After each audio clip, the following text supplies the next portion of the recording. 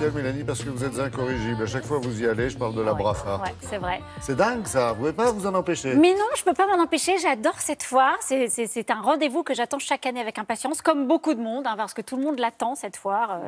Donc voilà. Alors la Brafa, c'est le premier événement artistique de l'année, Laurent. C'est vraiment la foire qui lance la saison des foires en Europe. Et c'est vrai que depuis un bon moment maintenant, elle est devenue l'un des rendez-vous incontournables du marché de l'art. Alors c'est la 64e édition cette année. Elle n'est pas toute jeune. Hein, et c'est vraiment une foire Nous non qui... plus.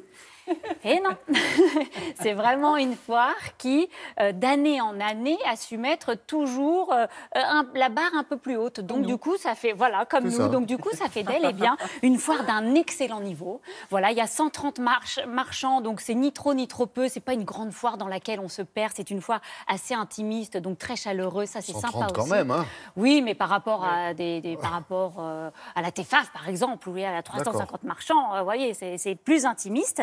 Et puis on l'aime cette foire aussi pour son éclectisme, puisque bien sûr c'est un joli mélange de toutes les spécialités qui racontent l'histoire de près de 4 millénaires des différents continents.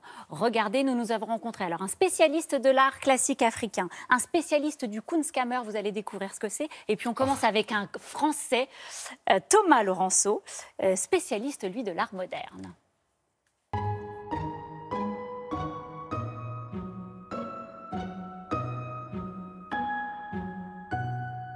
Bonjour Thomas. Bonjour Mélanie. Alors vous, ici, vous êtes un nouvel exposant. Quelle est votre spécialité? Alors nous, on est une galerie spécialisée en art moderne et contemporain. Et parmi cet accrochage, il y a une œuvre sur papier particulièrement intéressante de Le Corbusier, une gouache de 1938. Comme dans les formes architecturales, il y a vraiment un côté très pur, très simple, avec un côté très structuré. Au début du XXe siècle, la distorsion commence un peu avant le cubisme et c'est une continuité de ce mouvement avec un peu plus de rondeur, un peu plus de charme. Et ces femmes ont un côté déesse et un côté en fait très moderne à la fois.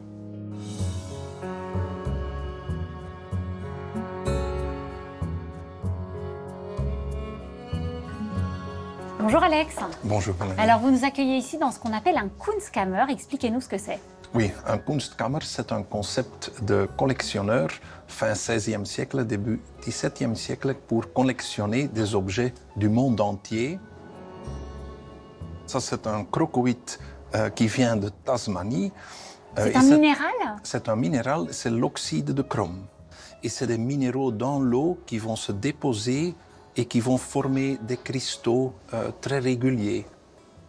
Et alors, il y a un autre objet là qui est assez particulier. Qu'est-ce que c'est, celui-ci? Ça, c'est un outil utilisé par un chasseur pour attirer des animaux. Donc, le chasseur mettait ça sur sa tête et il imitait le son de ces oiseaux. Et ça vient d'où? C'est Afrique centrale.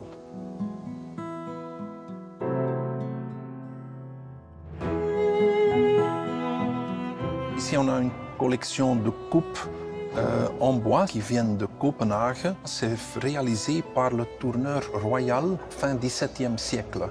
Et alors donc c'est un objet royal, mais à quoi il servait cet objet? Ça ne sert absolument à rien. C'est juste pour montrer ce qu'on était capable de réaliser. Et ce qui est le plus spectaculaire sont les petites coupelles. Et il y en a exactement 100 qui entrent dans la coupe en dessous de la couvercle.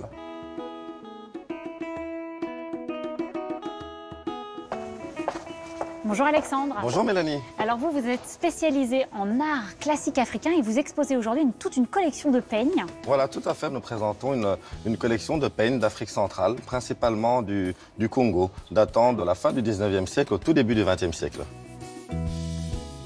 Alors ça, c'était vraiment un objet usuel? Alors non, pas vraiment. C'était des objets d'apparat, des objets de prestige, délicatement plantés dans les cheveux et qui servaient aux chefs, aux notables et aux personnages de haut rang.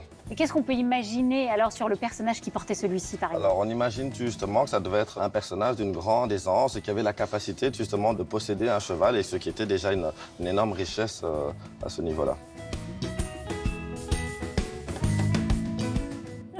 Allez, un argument supplémentaire pour y aller. Alors, la BRAFA reçoit toujours chaque année des invités d'honneur. Il s'agit cette année de Gilbert and George. Gilbert and George, vous savez, c'est ce duo d'artistes londoniens qui apparaît toujours en public. Très britannique. Voilà, très british avec ses costumes d'hommes d'affaires et qui réalise des photomontages. Alors, toujours avec des couleurs très vives, mais toujours avec recouvert d'une grille noire pour donner un peu cet aspect d'un vitrail. Voilà, leur spécialité, c'est vraiment ça.